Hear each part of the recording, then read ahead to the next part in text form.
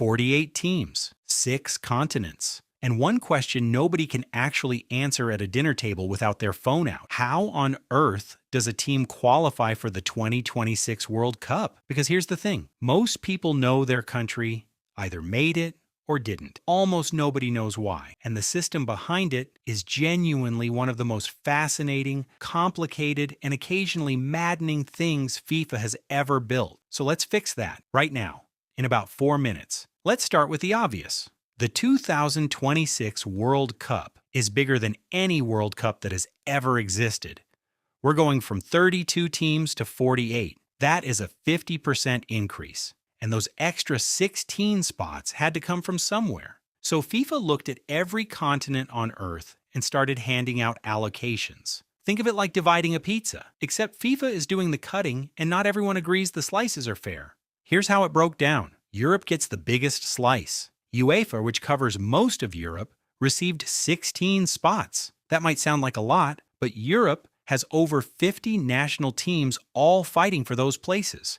Countries like Germany, France, and Spain are practically expected to qualify. Countries like Gibraltar or San Marino are basically playing for the experience. The qualification process runs through a league-style group stage, followed by playoffs. Win your group, you're probably in. Finish second, you go to the playoffs and sweat it out. Africa comes next.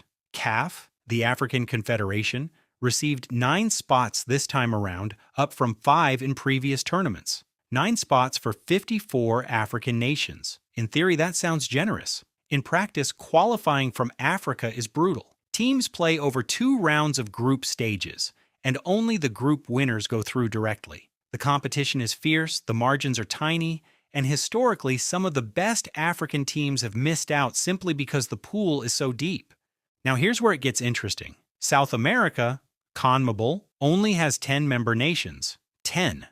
That's it. And they received 6 direct spots, plus a potential 7th through the intercontinental playoff, which we'll come back to. So over half of South America can qualify. In theory, it should be easy. In practice, even Brazil has had qualification scares in recent cycles, because every single team in CONMEBOL is dangerous. There's no easy game. It's essentially a 10-team league where finishing 6th or above over 18 matches sends you to the World Cup. Asia received 8 spots through AFC, up from the previous 4.5 allocation.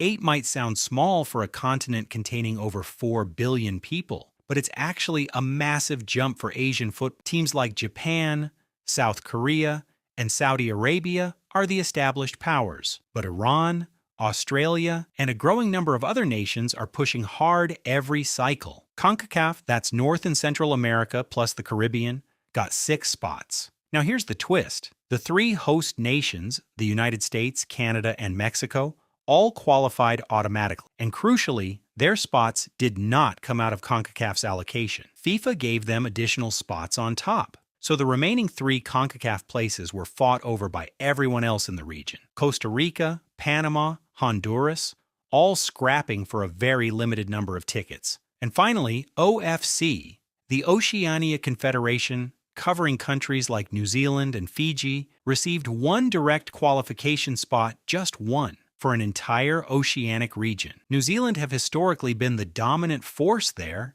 and they claimed it. But 1 spot for an entire continent will always feel like a debate worth having. Now, the intercontinental playoff. This is the part that confuses almost everyone, and honestly, it shouldn't exist without an explanation attached to it. After all the continental qualification rounds finished, 6 teams were left in a kind of limbo. Not quite good enough to qualify directly, not quite bad enough to go home. These 6 teams, one from each confederation that didn't get a direct additional spot, entered a mini-tournament. Think of it as the World Cup's last chance saloon. 2 matches, 2 more teams go to the World Cup. 4 teams go home, having come agonizingly close. It sounds harsh. It is harsh, but it also produces some of the most dramatic football you'll ever watch. So let's bring this back to where we started. 48 teams, 1 World Cup, 6 continents all fighting for their share. The system isn't perfect. Plenty of people will argue Europe has too many spots, or that Africa deserves more given the quality of talent the continent produces.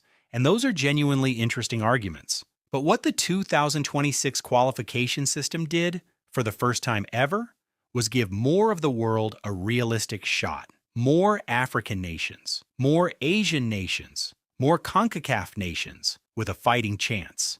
Whether the football world is ready for a 48-team tournament is a completely different conversation, and it's probably one worth having. If you want that video next, let us know in the comments. And if this finally answered a question you've been carrying around for months, the subscribe button is right there. We do this every week,